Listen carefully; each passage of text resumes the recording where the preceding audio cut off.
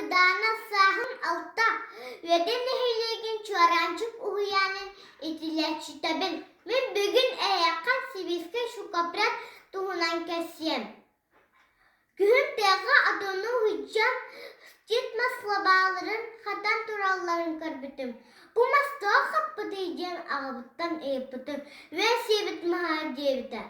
Ehebitten, ebebitten, ağabıttan, yebitten, İtlahan itaçbin kıtta ırtanlardan siviske şu kapratı tuhunan ebebille.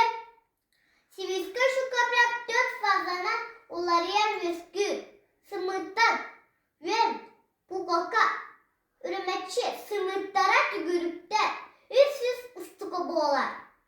Saz kallar lidana sımıttardan üvenler takkallar. Ona gitmez inerinden alırlar. Sevit vasıra hatan alırlar. Üvenler tügenli kullardan 6 santimetrega uğurlar.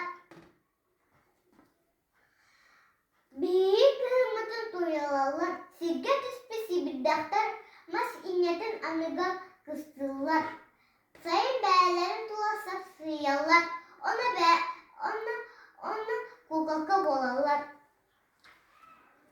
Üstüne gelenden kukakattan ürümekçi bolan kıdırlar. Ürümekçide ulakan kınatın uğuna ağız seçimeter boğalar. Ayur bahara boğalan ardak tüspekkan 2 günler duran saka sirgen siviske şu kaprak tarkamlık.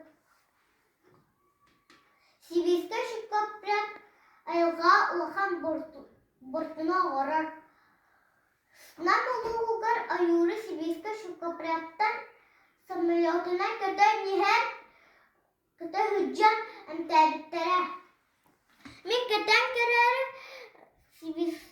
kadar kararı 2 labanı uğga turordum.